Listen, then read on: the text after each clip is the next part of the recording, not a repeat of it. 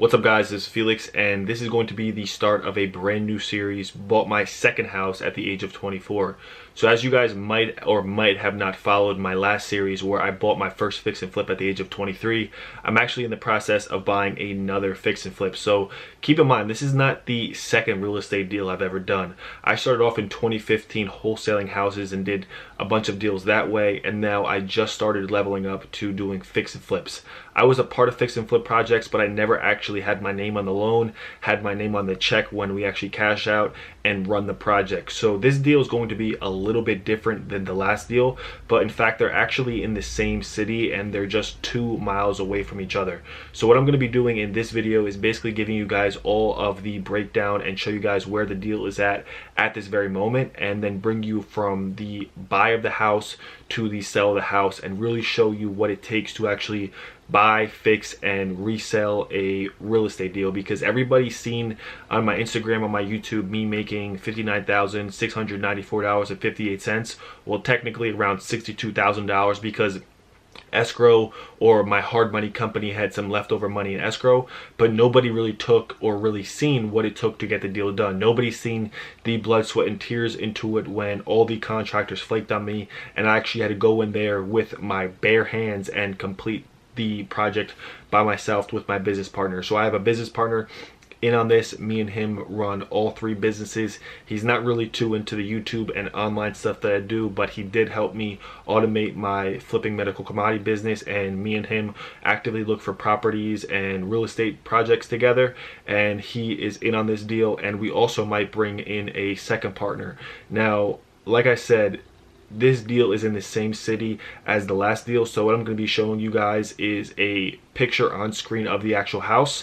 And then if you haven't seen my other recent video of a day in the life of a 24-year-old real estate investor, I actually went into the property probably about a week or so ago with 2 partners so we can get a good estimate as far as the repairs. So how we actually found this deal is what I've noticed when it comes to being a successful real estate investor is you can't be hiding behind the computer. You can't just be like this all day looking for deals on Craigslist thinking you're going to be successful. The way to become successful as a real estate investor is to get out there and actually look for houses, look at deals, look at projects, go to meetings, connect with other real estate investors. And that is actually how I found this deal. And the way that I found the last deal was through networking through a contractor that I ended up realizing he did bad business. I had to cut him off. And at this point, you know, I went through 3 contractors and, you know, they don't really know how to run business. The only thing they know how to do is put houses together. So what I'm actually in the process of doing is becoming my own contractor. I actually just wrote the check out yesterday to pay for my own general contractor's license so I can manage my own projects. Now I do have subcontractors. I have a roofer, I have a siding guy, I have a electrician, a plumber, a guy who does HVAC, a guy who does kitchens, counters, trim, doors, paint, all that stuff, and I'll be subbing out the work. But as far as managing the money and running the project, that will be myself and my business partner, because contractors simply don't know how to manage projects and manage money. Maybe 1 out of 1,000 or 1,000,000 do, but it's very rare that they actually know how to manage the project. So just before a week before we sold my first flip, we went to the city because right here is basically the 4 or 5 deals we're working on. We're working with the city on a redevelopment project. We're going to be attending a tax lien sale on the 21st. We're working on this house, and the person who has this house actually has 3 to 4 other deals that we might potentially work on. And then I also just got pre-approved for a multifamily up to $500,000. And the way that I got pre-approved to buy a house, which I'll live in 1 unit and rent out the other 3 units, is via my tax returns, my credit, and my monthly deposits. So basically how I found this deal that I showed you guys on screen is by networking. I went to the city to discuss with the director of the redevelopment project, and there was somebody there asking us what we do and if we're contractors, and we told them we're not contractors, we're investors. And long story short, he told us he had 4 properties that he bought from the tax sale. He was a green investor, he just started, and he wanted to liquidate those properties. The exact same day we went over to his properties, and we basically pulled the trigger and told him that we wanted to move forward. So we ran a title search, we ran our numbers, we brought our other business part over there, and we kind of just got an idea as far as what would be the numbers, what would be the layout, how much it would cost. Now, just 2 days ago,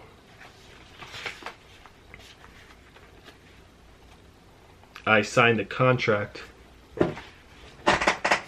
with him right here. So as you can see, contract,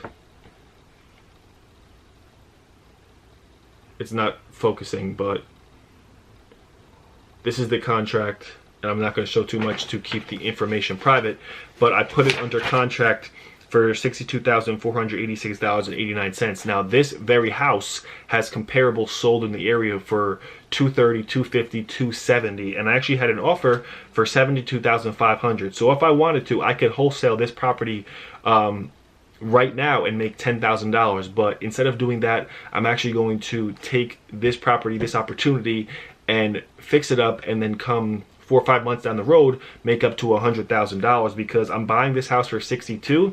I'm going to be putting, just say, 90,000 into it, so we're at $150, and it could resell for 250, 260, maybe even 270.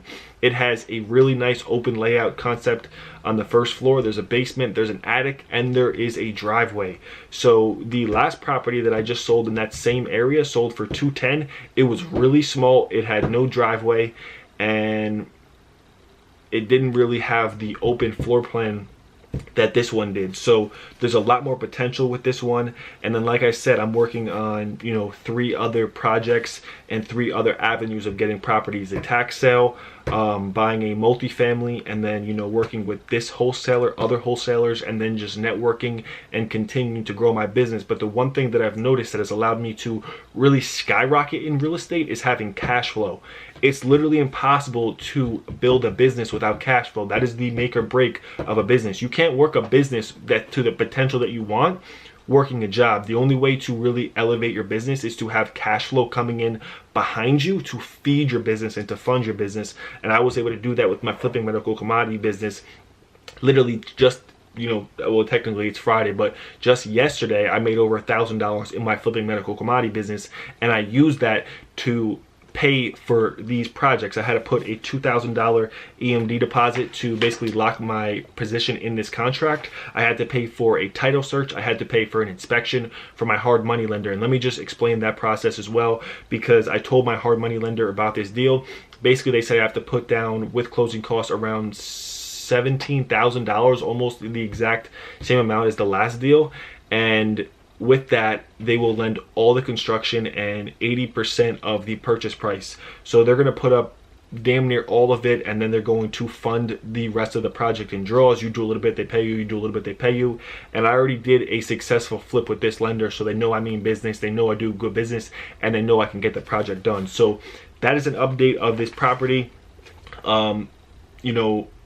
The one thing I've noticed is you kind of just have to jump out the window.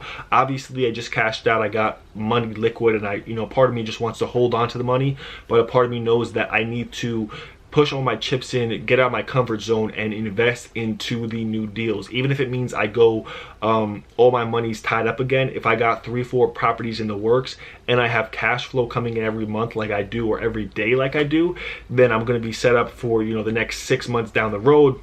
Instead of having $60,000, I'll have $600,000 liquid. I'll take that and roll that into new deals. So that's basically where I'm at. This deal will be closed out in, 20 to 30 days, maybe longer, maybe shorter, depending on how my lender moves on it. As far as the seller, we're all wrapped up on the seller side. We just have to move with the lender, and we're ready to get this deal underway. And since this won't be my very first fix and flip, I know how I'm going to move on this deal to get it done quick, get it fixed up quick, get it on the market. And before Halloween, I want this thing sold, cashed out, and into the new deal. But I know the blessings that happens when you push your comfort zone, man. I pushed my comfort zone on the last deal, and blessings came from that. I bought 2 houses in the process of fixing up the other house. So many connections, so many relationships.